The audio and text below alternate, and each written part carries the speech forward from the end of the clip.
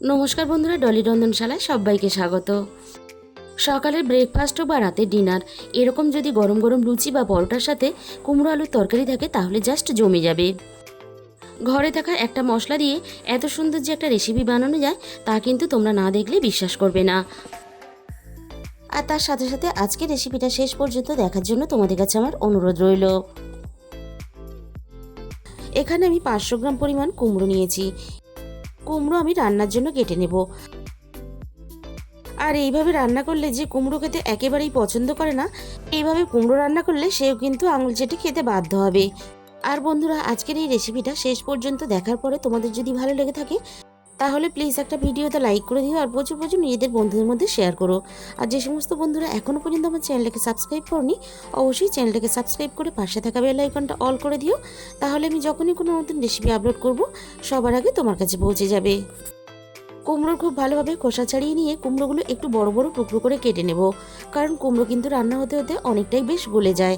সমস্ত কুমড়োগুলো কেটে নেওয়ার পরে আমি দেখো এখানে দুটো মাঝারি সাইজের আলু এভাবে একইভাবে বড় করে একটু টুকরো করে কেটে নিলাম। এবার কুমড়ো আলুগুলো আমি খুব ভালোভাবে ধুয়ে পরিষ্কার করে নেব। আমি রান্নার জন্য গ্যাসের মধ্যে কড়াই বসিয়ে দিয়েছি, আর কড়াইটাকে হালকা একটু গরম করে নিয়ে আমি এখানে 1 চামচ পরিমাণ পাঁচফোড়ন দিলাম আর একটা শুকনো লঙ্কা দিলাম। এবার হালকা আছে পাঁচফোড়ন আর শুকনো লঙ্কাটাকে নাড়াচাড়া করে ভেজে নেব।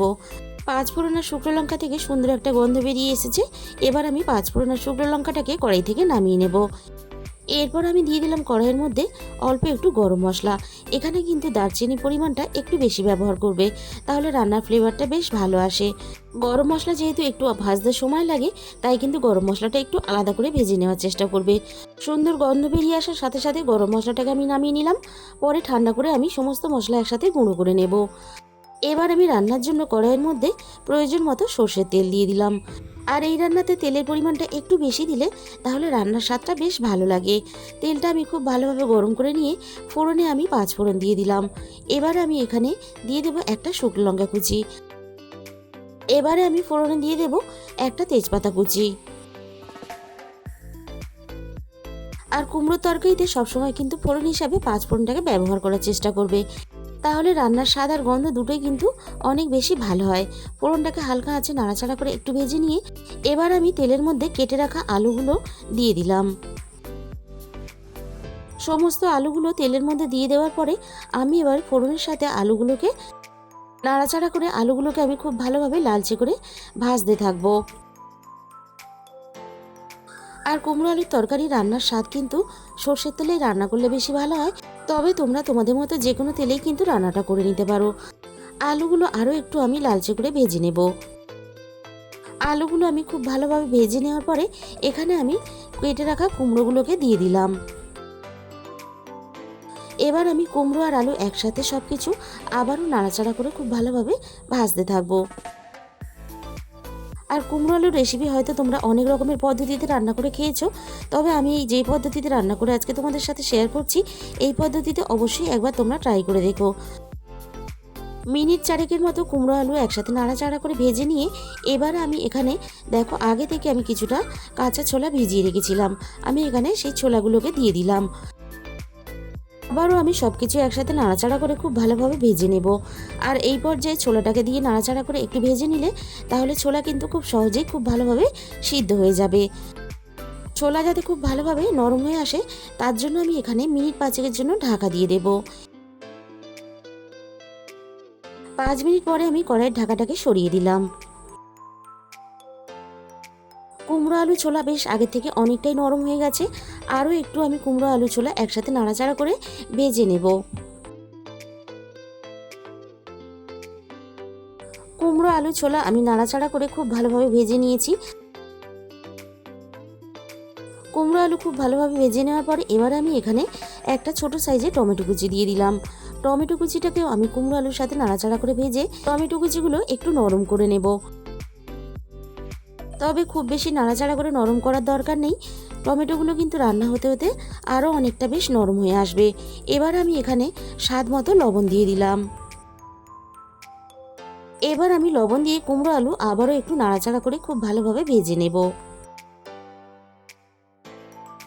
লবণ দিয়ে কুমড়ো আলু ভেজে নেওয়ার পরে এবার আমি এখানে অল্প একটু আদা গ্রেট করে রেখেছিলাম, গ্রেট করা আদাটা অল্প একটু জল দিয়ে মিশিয়ে আমি দিয়ে দিলাম। আমি এই রান্নাতে আদা গ্রেট করে দিলাম, তোমরা চাইলে কিন্তু আদাটাকে ভালোভাবে বেটেও দিতে পারো।